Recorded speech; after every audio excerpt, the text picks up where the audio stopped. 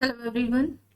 आज की इस क्लास में एमपी असिस्टेंट प्रोफेसर एग्जाम के लिए अभी हाल ही परीक्षाओं में जिन नए प्रश्नों को शामिल किया गया है उन्हें लेकर प्रश्नों को कराया जाएगा। टोटल ये जो प्रश्नों की सीरीज रहने वाली है 500 नए प्रश्न हैं।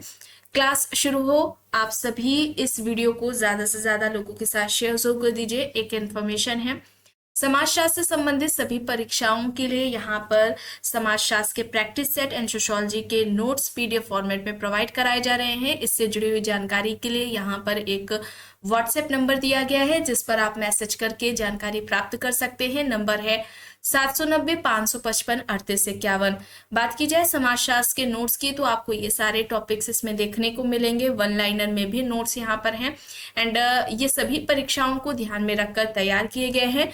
एमपी असिस्टेंट प्रोफेसर के लिए बच्चों ने कहा था समाजशास्त्र के प्रैक्टिस सेट के लिए, तो ये प्रैक्टिस सेट आ चुका है। इसमें टोटल जो प्रश्न आपको देखने को मिलेंगे 1000 देखने को मिलेंगे। एमपी असिस्टेंट प्रोफेसर का जीएस प्रैक्टिस सेट भी आ चुका है, इसमें भी आपको 15 प्रैक्टिस सेट देखने को मिलेंगे। एंड राजस्थान असिस्टेंट प्रोफेसर का जीएस प्रैक्टिस सेट, इसमें भी आपको टोटल 15 प्रैक्टिस सेट मिल जाएंगे। कोई भी जानकारी चाहते हैं तो व्हाट्सएप नंबर दिया गया है, उस पर मैसेज करके आप पूछ लीजिए। मैसेज कर दीजिएगा, आपको सारी इन्फॉर्मेशन दे दी जाएगी।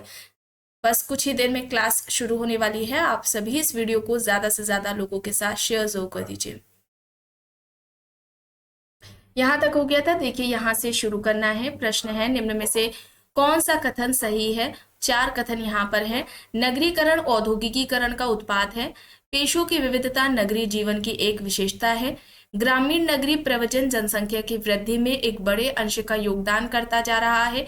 नगरीकरण और औद्योगिकीकरण की वजह से शहरों में जनसंख्या का अत्यधिक समीक्षण है। तो सही कथन बताना है, तो यहाँ पर क्या होगा? First, second and fourth. ठीक है, ऑप्शन डी यहाँ पर सही हो जाएगा, विकल्प डी यहाँ पर सही है। आगे देखते हैं। प्रश्न है, नगरीय पुनर्चक्रण की संकल्पना का अर्थ है प्रदूषण रोकने की क्रियाविधि, उद्योगों को शहर में दूसरी जगह स्थानांतरित करना, पुरानी इमारतों का नवीनीकरण एवं नई इकाइयों का निर्माण, या फिर शहर को किसी दूसरी जगह स्थानांतरित करना। नगरीय पुनर्चक्रण की अवधारणा का अर्थ क्या है? उद्योगों को शहर में दूसरी जगह स्थानांतरित करना। विकल्प बी यहाँ पर सही हो जाएगा। प्रश्न है, निम्न में से किसके अनुसार समाजीकरण की प्रक्रिया 3 चरणों से होकर के गुजरती है? 3 जो चरण है, स्टेप है, अवस्थाएं हैं, ये बालक, युवा या प्रौढ़ दी गई है। ठीक है, 3 दी गई हैं, बालक, युवा और प्रौढ़। विकल्प में गिलेन है, हक्सले है, फ्रायड और फ्रेजर है। अब समाजीकरण की बात से पूछा जाता है, एक प्रश्न आता है, समाजीकरण की सबसे पहले बात किसने की है? तो याद रखिएगा, जॉर्ज हर्बर्ट मीड ने की है। G.H. मीड के द्वारा जॉर्ज हर्बर्ट मीड ने समाजीकरण की बात की गई है। कुछ समाजीकरण से संबंधित विशेषताओं से भी प्रश्न पूछे जाते हैं, उन्हें भी जान लेते हैं। समाजीकरण कैसी प्रक्रिया है? सीखने की प्रक्रिया है। याद रखिएगा, समाजीकरण जीवन प्रयत्न चलने वाली प्रक्रिया है, तो इसकी दूसरी विशेषता जीवन प्रयत्न हो जाएगी। अब जीवन प्रयत्न चलेगी तो प्रक्रिया, तो स्वाभाविक सी बात है यह इसमें गतिशीलता देखने को मिलेगी, तो यह एक गतिशील प्रक्रिया हो जाएगी। और इसकी एक प्रश्न पूछा जाता है कि प्रारंभिक अवस्था क्या है? समाजीकरण की जो प्रारंभिक अवस्था है, ये अवस्था कौन सी है? तो इसमें आप बताएंगे कि ये बाल्यावस्था है। प्रारंभिक अवस्था क्या है? बाल्यावस्था है। और एक आती है महत्वपूर्ण अवस्था से, कि महत्वपूर्ण अवस्था कौन सी है? तो महत्वपूर्ण अवस्था क्या हो जाएगी? बाल्यावस्था से किशोरावस्था। ठीक है, बाल्यावस्था से किशोरावस्था हो जाएगी, बाल्यावस्था से किशोरावस्था हो जाएगी, ये इसकी महत्वपूर्ण अवस्था है। और यहाँ पर गिलेन होगा। गिलेन की एक बुक है सांस्कृतिक समाजशास्त्र, कल्चरल सोशियोलॉजी, ये इंपॉर्टेंट है। इस बुक से भी जुड़ा हुआ प्रश्न देखने को मिलता है परीक्षा में। अब यहाँ पर देखिए, एक व्यक्ति डॉक्टर है, वह अपने मरीजों का उपचार करता है, उन्हें आहार बताता है, कंपाउंडर द्वारा दवाइयों के वितरण तथा क्लिनिक की सफाई के काम इत्यादि देखता है। डॉक्टर की ये क्रियाएं बनाती हैं प्रस्तुति समुच्च, भूमिका समुच्च, बहुविध प्रस्तुतियां या फिर बहुविध भूमिकाएं। तो यहाँ पर क्या होगा सही? जैसे हम क्या कहेंगे? भूमिका समुच्च कहेंगे, रोल सेट कहेंगे। ठीक है, रोल सेट की बात करें, रोल सेट है, स्टेटस सेट है, तो ये कॉन्सेप्ट किसके हैं? ये मर्टन के द्वारा दिए गए। ठीक है, रॉबर्ट किंग मर्टन के ये कॉन्सेप्ट्स हैं। आगे देखते हैं। प्रश्न है, भूमिका पुंज में अस्थायित्व के संरचनात्मक कारकों का सिद्धांत किसके द्वारा प्रतिपादित किया गया है? विकल्प में है Ralph Linton, Parsons, Nadel, R K. Merton. भूमिका पुंज में अस्थायित्व के संरचनात्मक कारकों का सिद्धांत किसने दिया है? तो यहाँ पर रॉबर्ट किंग मर्टन होगा, विकल्प डी यहाँ पर सही हो जाएगा। ठीक है, रॉबर्ट किंग मर्टन है। परिस्थिति एवं भूमिका की बात करें, हम स्टेटस एंड रोल की बात करें, परिस्थिति एवं भूमिका यानी स्टेटस एंड रोल की बात करें, तो ये जो अवधारणा है या इस अवधारणा के जनक पूछे जाए, ठीक है, जनक पूछे जाए कौन है इस अवधारणा के जनक, तो वहां पर नाम किसका आएगा? रॉल्फ लिंटन का नाम आएगा। ठीक है, रॉल्फ लिंटन का नाम आएगा, ये याद रखिएगा। और एक प्रश्न पूछा जाता है कि परिस्थिति एवं भूमिका का व्यवस्थित जो वर्णन है, ठीक है, परिस्थिति एवं भूमिका का जो व्यवस्थित वर्णन है वो किसके द्वारा किया गया है? तो या सर्वप्रथम जो वर्णन है वो किसके द्वारा किया गया है, इस तरीके से, तो भी उसमें क्या नाम आएगा? रॉल्फ लिंटन का नाम आएगा। और एक प्रश्न पूछा जाता है कि किस पुस्तक में रॉल्फ लिंटन ने अपनी स्टेटस एंड रोल की बात की है, तो द स्टडी ऑफ मैन है। ठीक है, द स्टडी ऑफ मैन हो जाएगा। ये कब आती है? 1936 में आती है। और इन्होंने परिस्थिति के दो प्रकार बताए थे, प्रदत्त परिस्थिति और अर्जित परिस्थिति। ठीक है, प्रदत्त परिस्थिति है जो कि लिंग जन्म से प्राप्त होती है व्यक्ति को, लिंग और जाति हो जाएगा इसमें। और अर्जित परिस्थिति है, ठीक है, अर्जित परिस्थिति हो जाएगा, अर्जित परिस्थिति। और अर्जित परिस्थिति जो व्यक्ति योग्यता से प्राप्त करता है, जैसे कि अध्यापक हो जाएगा, ठीक है, टीचर, अध्यापक, या हम कहें डॉक्टर, ये अपनी योग्यता से प्राप्त कर रहा है, ये आ जाएगा। और इन दोनों ही परिस्थिति में अंतर पूछा जाए, अंतर किसने किया है, तो भी उसमें रॉल्फ लिंटन का ही नाम आएगा। ठीक है, रॉल्फ लिंटन के द्वारा ही अंतर किया गया है, तो ये याद आपको रखना है। ठीक है, व्यवस्थित पूछा जाए अंत है ना, व्यवस्थित पूछा जाए वर्णन सबसे पहले, तो भी उसमें लिंटन का नाम आएगा। आगे देखते हैं, प्रश्न है निम्न समाजशास्त्रियों में से हिस्ट्री ऑफ ह्यूमन मैरिज नामक पुस्तक के लेखक कौन है? Bogardus, Westermarck, Gillin, K M. Kapadia यहाँ पर ऑप्शंस है। हिस्ट्री ऑफ ह्यूमन मैरिज पुस्तक के लेखक कौन है? किसके द्वारा ये पुस्तक लिखी गई है? वेस्टरमार्क। और वेस्टरमार्क ने परिवार की उत्पत्ति का एक विवाहीय सिद्धांत दिया था। परिवार की उत्पत्ति का एक विवाहीय सिद्धांत, एक विवाहीय सिद्धांत परिवार की उत्पत्ति का वेस्टरमार्क ने दिया था। और इनके सिद्धांत के समर्थकों में मेलिनोवस्की का नाम आता है, मेलिनोवस्की का नाम आता है, ये इस सिद्धांत के समर्थक थे। आगे देखते हैं, प्रश्न है मैक्स वेबर एक बौद्धिक व्यक्तित्व नामक पुस्तक किसने लिखी? मैक्स वेबर, रूथ बेनेडिक्ट, राइन एच बेनेडिक्ट, रॉल्फ लिंटन यहाँ पर ऑप्शंस हैं। मैक्स वेबर एक बौद्धिक व्यक्तित्व, ये किसकी हो जाएगी? राइन एच बेनेडिक्ट की हो जाएगी, सी यहाँ पर सही हो जाएगा। प्रश्न है निम्न समाजशास्त्रियों में से किसने दुख प्रकट किया है कि एक संस्था के रूप में जाति की बाधक भूमिका तथा प्रतिक्रियावादी महत्व अभी भारतीय अर्थव्यवस्था के छात्रों द्वारा बहुत ही अपर्याप्त रूप से समझा गया है? A R. Desai, D P. Mukherjee, M S. Srinivas, Louis Dumont यहाँ पर ऑप्शंस हैं। सही क्या होगा? सही यहाँ पर क्या हो जाएगा? ए.आर. देसाई हो जाएगा। ठीक है, देसाई यहाँ पर होगा। और देसाई की कुछ महत्वपूर्ण पुस्तकों के बारे में बात कर ले तो एक इनके बुक है social background of Indian nationalism के नाम से,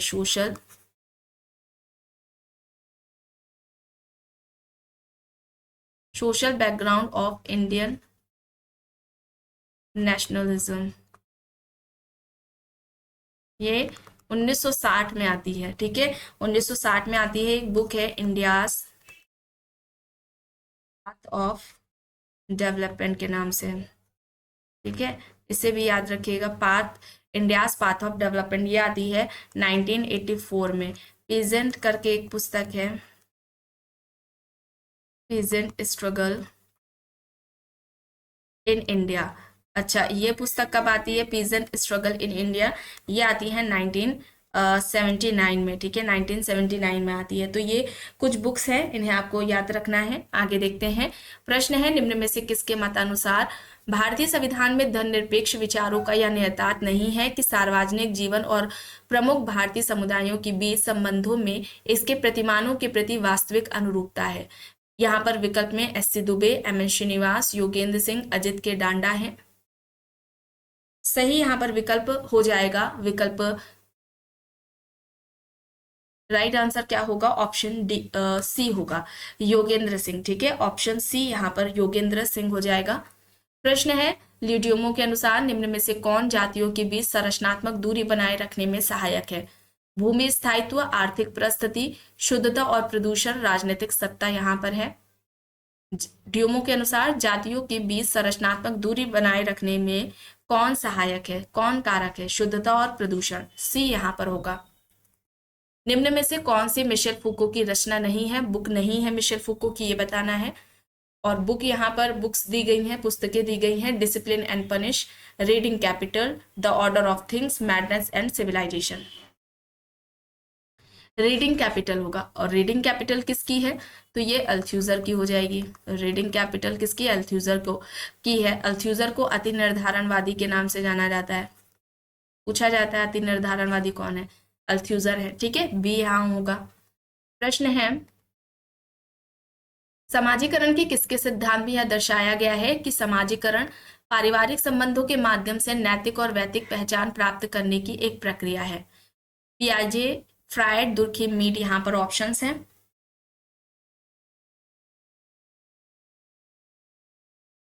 सही यहाँ पर फ्रायड होगा। ठीक है, फ्रायड होगा। फ्रायड ने समाजीकरण को मानसिक क्रियाओं के आधार पर समझाया था और सेल्फ को 3 पार्ट में डिवाइड किया था, या हम जिसे कहे स्व कहे हम, इसको 3 भागों में विभाजित किया था। पहला है इड है, आपने देखा होगा इड, ईगो, सुपर ईगो। ठीक है, तो सेल्फ को इस तरीके से 3 भागों में विभाजित फ्रायड ने किया है। समाजीकरण को मानसिक क्रियाओं के द्वारा समझाया है इन्होंने। अब यहाँ पर देखिए प्रश्न है या किसका कथन है कि यद्यपि आर्थिक, सामाजिक और राजनीतिक स्तर स्वतंत्र है, परंतु वे स्त्रीकृत समाज में दिन प्रतिदिन के जीवन की स्थिति में एक दूसरे से संधियुक्त होते हैं। देखिए, आर्थिक, सामाजिक और राजनीतिक स्तर स्वतंत्र है और वे स्त्रीकृत समाज में, कुछ याद आ रहा है आपको? बात की जाए सामाजिक स्त्रीकरण के त्रिआयामी सिद्धांत की। ठीक है, त्रिआयामी सिद्धांत या बहुआयामी सिद्धांत किसका है? वेबर ने दिया है। कौन से 3 आधार बताए थे? तो पहला आर्थिक था।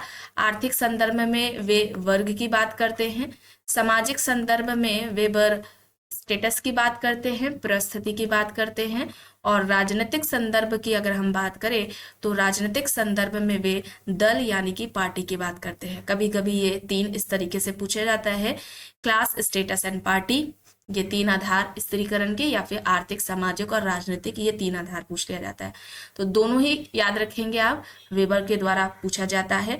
और वेबर ने सामाजिक क्रिया यानी कि हम सोशल एक्शन की बात कर रहे हैं, तो सामाजिक क्रिया को समाजशास्त्र की विषय वस्तु बताया था। अब प्रश्न एक इस तरीके से भी पूछा जाता है कि सामाजिक क्रिया की बात इन्होंने, वेबर ने, किस पुस्तक में की है? तो बुक का नाम है the theory of social, the theory of social and economic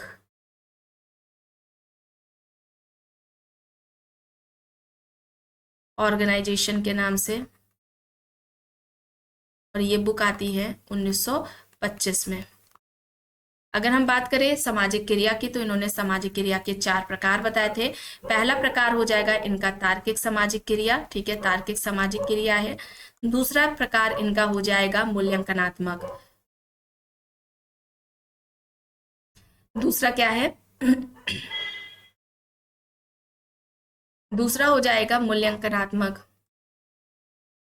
मूल्यांकनात्मक सामाजिक क्रिया। तीसरा हो जाएगा भावात्मक सामाजिक क्रिया। ठीक है, तीसरा हो जाएगा भावात्मक सामाजिक क्रिया। और आखिरी चौथा प्रकार क्या हो जाएगा? परंपरागत सामाजिक क्रिया। तो ये क्रम में भी आता है, क्रम से आप याद करिए, बेहतर हो रहेगा आपके लिए, क्रम में भी लगाने को आता है। ठीक है, तो ये प्रकार 4 सामाजिक क्रिया के किसने बताए हैं? वेबर ने बताए हैं। अब यहाँ पर देखिए प्रश्न है निम्न में से यह किसका कथन है कि स्त्रीकरण किसी समाज की आवश्यकता हेतु सार्वभौमिक रूप से आवश्यक है ताकि महत्वपूर्ण सामाजिक पदों को भरे जाने हेतु व्यक्तियों को प्रेरित किया जा सके? ऑप्शंस में मार्क्स हैं, डेविस एंड मोर हैं, वेबर हैं, और बेंडिक्स एंड लिप्सेट यहाँ पर दिए गए हैं।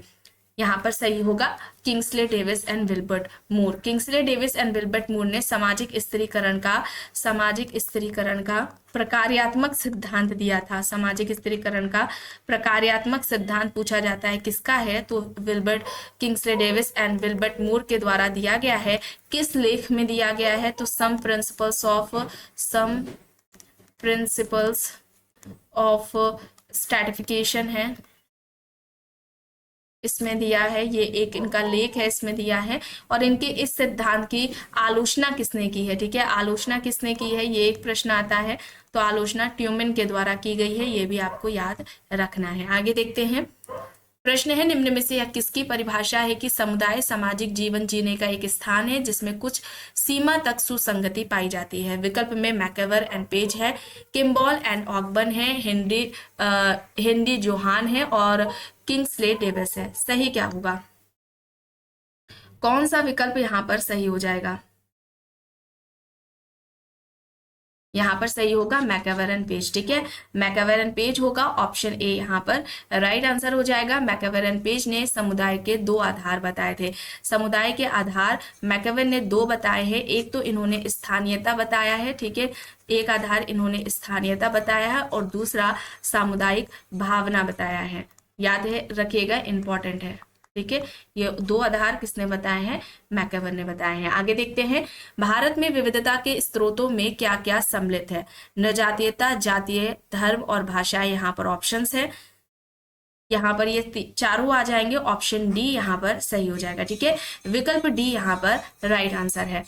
प्रश्न है इस बात पर विचार करके कि संघर्ष और मतैक एक ही सिक्के के 2 पहलू हैं, किसने यह अनुभव किया कि दोनों ही पहलुओं को संभालना कठिन है? ऑप्शंस में है कार्ल मार्क्स, कोजर, सिमेल, डेरेनरॉफ। संघर्ष और मतैक एक ही सिक्के के 2 पहलू हैं और यह कहना कि दोनों ही पहलुओं को संभालना कठिन है। तो यहां पर सही होगा डेरेनरॉफ। डेरेनरॉफ ने संघर्ष का सिद्धांत दिया था, ठीक है। किस पुस्तक में बात की है? Class conflict in industrial society, ठीक है, class conflict in industrial society, ये इनकी पुस्तक है, ठीक है। और बात करें हम कि इनका जो सामाजिक स्त्रीकरण का जो सिद्धांत है, इनका जो संघर्ष का सिद्धांत है, टर्नर ने इनके संघर्ष सिद्धांत को द्वंद्वात्मक संघर्ष का सिद्धांत दिया था और जो कोजर ने संघर्ष का सिद्धांत दिया, टर्नर ने कोजर के संघर्ष सिद्धांत को प्रकार्यात्मक संघर्ष का सिद्धांत दिया था।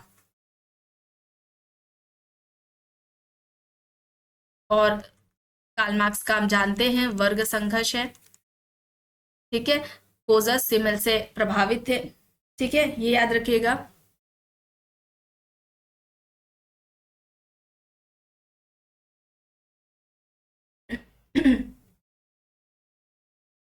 ठीक है, आगे देखते हैं। प्रश्न है किसने अफ्रीकी जनजातियों चोक्टा और ओमाहा की नातेदारी प्रणाली की संरचना का अध्ययन किया है? Tylor, Radcliffe Brown, Evans Pritchard, Malinowski. यहाँ पर ऑप्शंस हैं। इन जनजातियों पर अध्ययन किसका है? रेडक्लिफ ब्राउन का है, ठीक है, विकल्प बी यहाँ पर सही होगा। विकल्प बी यहाँ पर रेडक्लिफ ब्राउन राइट आंसर है, ये याद रखना है। और इन्होंने बात की, इनकी पुस्तक है African system of kinship, African system of kinship and marriage के नाम से, African system and kinship and marriage के नाम से African system of kinship and marriage है, जो कि 1950 में आती है। इस पुस्तक में ब्राउन ने संरचना की बात की थी और ब्राउन के लिए संरचना क्या है? ब्राउन के लिए संरचना मूर्त है। ब्राउन संरचना का जो भाग है या हम कहे तत्व किसे बताते हैं? व्यक्ति को बताते हैं, ठीक है। तो यहाँ पर बी होगा। प्रश्न है निम्न में से कौन मिथक की संरचना के अध्ययन से संबंधित है? लेविस्ट्रॉस, जेम्स फ्रेजर, मेलानोवस्की, एल क्रोबर। यहाँ पर ऑप्शंस हैं। तो मिथक की संरचना से संबंधित कौन है? लेविस्ट्रॉस है, ठीक है। लेविस्ट्रॉस ने मिथ की बात किस पुस्तक में की है? तो बुक का नाम क्या है? The structural study of myth, ठीक है, ये इनकी बुक है, इसमें इन्होंने मिथ की बात की है। और लेवी स्ट्रॉस की फर्स्ट बुक, और ऐसे भी डायरेक्टली भी पूछ लिया जाता है कौन सी बुक किसके द्वारा लिखी गई है।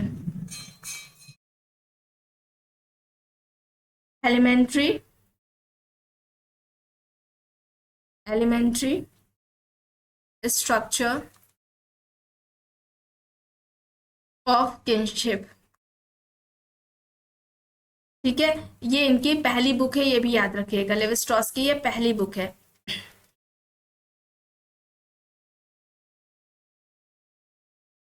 ठीक है, लेवी स्ट्रॉस की ये पहली बुक है, ये भी याद रखिएगा।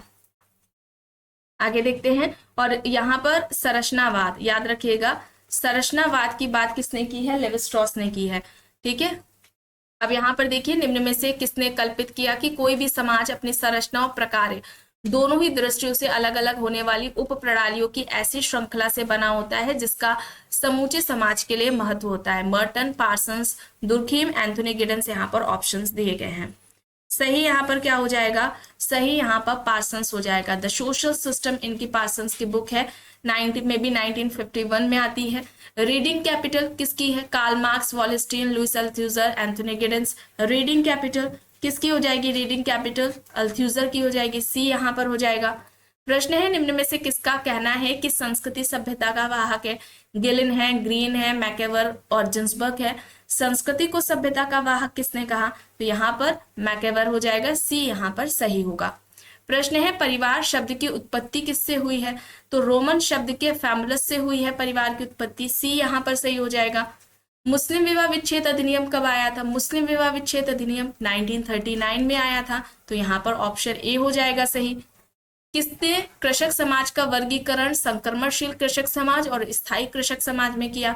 अच्छा, कृषक समाज की अवधारणा किसने दी है, कृषक समाज की अवधारणा किसकी है, तो ये रॉबर्ट रेडफील्ड की है, ये याद रखिएगा। और संक्रमणशील कृषक समाज और स्थायी कृषक समाज में हेरोल्ड जे पीके ने किया है, तो यहाँ पर डी हो जाएगा सही। प्रश्न है, थियोरेटिकल लॉजिक इन सोशियोलॉजी किसकी है, Parsons, Merton, Alexander, max weber options है। थियोरेटिकल लॉजिक इन सोशियोलॉजी, तो ये हो जाएगी अलेक्जेंडर की। ठीक है, अलेक्जेंडर की हो जाएगी। न्यू फंक्शनलिज्म, ठीक है, न्यू फंक्शनलिज्म भी पुस्तक है, और नव प्रकारवाद के ये जनक है, याद रखिएगा, नव प्रकारवाद के जनक पूछा जाए कौन है, तो अलेक्जेंडर है। ठीक है, अब यहाँ पर देखिए प्रश्न है, किसके अनुसार परंपरा और आधुनिकता को अंतःक्रिया के माध्यम से समझा जाना चाहिए। योगेंद्र सिंह, एम.एन. श्रीनिवास, एस.सी. दुबे, मैके मेरिट यहाँ पर ऑप्शंस हैं। परंपरा और आधुनिकता को अंतःक्रिया के माध्यम से समझा जाना चाहिए, किसका कहना है, मैके मेरिट का, तो यहाँ पर डी हो जाएगा सही। ऐसी प्रक्रिया जिसमें समाज के मानदंडों और मूल्यों के आंतरिकरण के साथ साथ अपनी सामाजिक भूमिकाओं का संपादन करना एवं सीखना, दोनों बातें सम्मिलित होती हैं, कहते हैं, क्या कहेंगे उसे हम, समाजीकरण कहेंगे। ठीक है, सोशलाइजेशन कहेंगे, बी होगा यहाँ पर। समूह जिनमें घनिष्ठता के अभाव के साथ साथ आकस्मिक संपर्क ही द्वितीयक समूह का सार तत्व हो। द्वितीयक समूह को इस तरीके से किसने परिभाषित किया है, ऑगबन एंड निमकॉफ ने किया है। ठीक है, ऑप्शन ए यहाँ पर सही होगा। आखिरी प्रश्न है, यह कथन किसका है कि मैंने अपना शोध असहभागी प्रेक्षक के रूप में प्रारंभ किया था, जैसे मैं समुदाय में स्वीकृत हुआ, मैंने स्वयं को लगभग गैर प्रेक्षक सहभागी के रूप में पाया।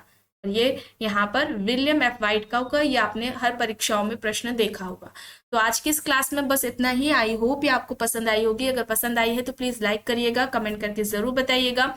चैनल पर अगर आप नए हैं तो चैनल को भी जरूर सब्सक्राइब कर लीजिएगा, एंड इस वीडियो को जितना हो सके ज्यादा से ज्यादा लोगों के साथ शेयर भी जरूर करिएगा।